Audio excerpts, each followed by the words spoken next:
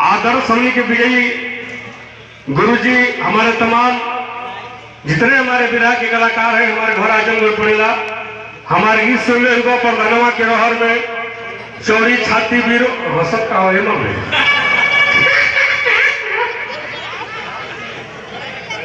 लड़का को बड़ा मगन हो इनो खाती गोले रहनी कि पापा मौसी पे मारे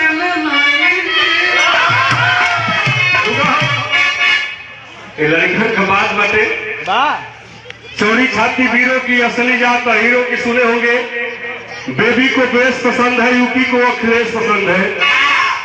बहुत सारा गीत 22 में अखिलेश के जितावे के परी और वो भाग्य हमारे हैं आजमगढ़ में जो पधारे हैं।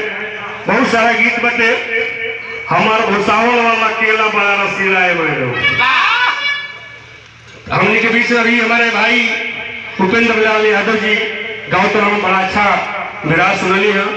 राहुल भाई हम लोग के पूजनीय श्री रजनीगंधा जी श्रीमती रजनीगंधा जी उपस्थित है। उनको भी नमन श्यामे के जीवलामे में चल जाए।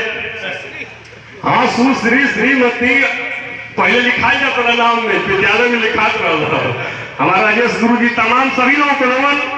ओम प्रकाश मामा जी आज बोले बड़े हम लोग के गार्जियन अभिभावक प्रमुख जी सच्चेलाल यादव जी ये फेसबुक पर हमसे जुड़ल वाला बहुत अच्छा लग रहा है। आपका प्यार दुलार आशीर्वाद मिलेगा। सुरेश यादव जी हमारे दबंग भोजपुरी के ठेकेदार नथुनी यादव जी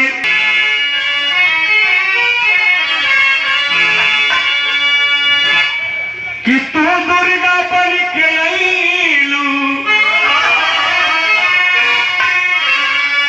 तोहरे बलबीर चलावत भाला माई सरस्वती तू तोहरे कृति कविता बन जा।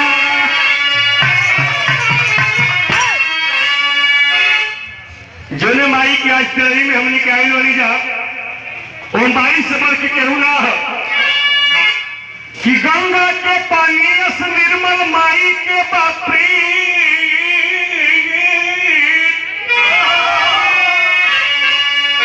माई लेखा केहू नहीं खेके तना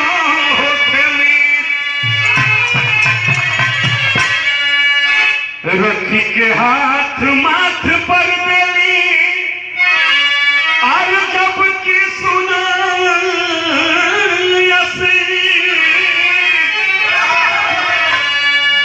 श्रीमुख हो खलाल दुलरवा अर्जिया लाख बरीस।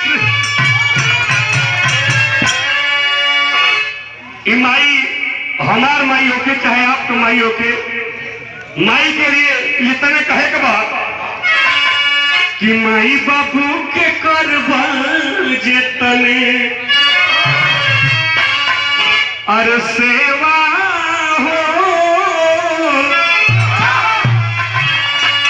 माई बाबू के करबा जेतने सेवा हो बबुआ पैबा वतन मेवा माई बाबू के करबा जेतने सेवा हो बबुआ पैबा वतन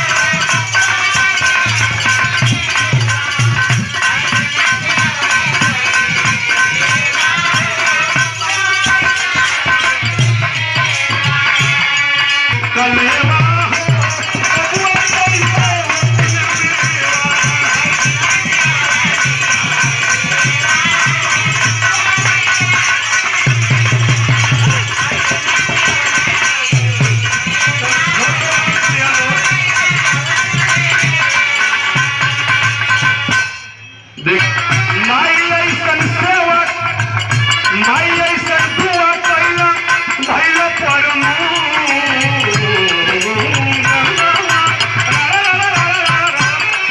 देखिए सुंदर